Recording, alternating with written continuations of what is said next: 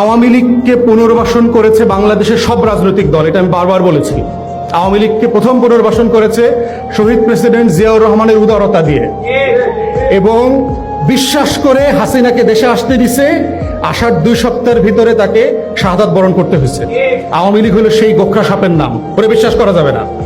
আওয়ামী লীগকে প্রথম সংসদে কে নিচ্ছে? 86 সালের নির্বাচনের মধ্য দিয়ে জাতীয় পার্টি নিচ্ছে।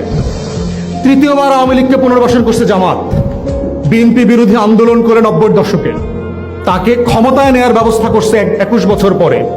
চতুর্থবার আওয়ামী লীগকে পুনর্বাসন করছে 111-এর সরকার, দিল্লি, প্রণব মুখার্জি, বাংলাদেশের বুদ্ধিজীবী বুদ্ধিবেশ্যারা যারা আছে, এই দেশকে যারা কলম দিয়ে লিখে ভুয়া অর্থনীতির থিওরি দিয়ে দিয়ে দেশ পেঁচার রাজনীতি করে, তারা মিলে করেছে।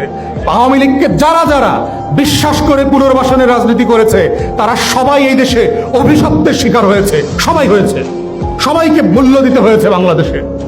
অতএব যারাই কোনো না কোনো নাটকের মধ্য দিয়ে আগামী দিনে আওয়ামী লীগ পুনর্বাসনের চেষ্টা করবে, তাদের জন্য অভিশাপ ওই ছোবল রেডি আছে। কিন্তু কোনো না কোনো ফর্মে অভিশাপের শিকার হইতেই হবে, কারণ এই মাটি মীর জাফরের রক্ত নিতে পারবে না।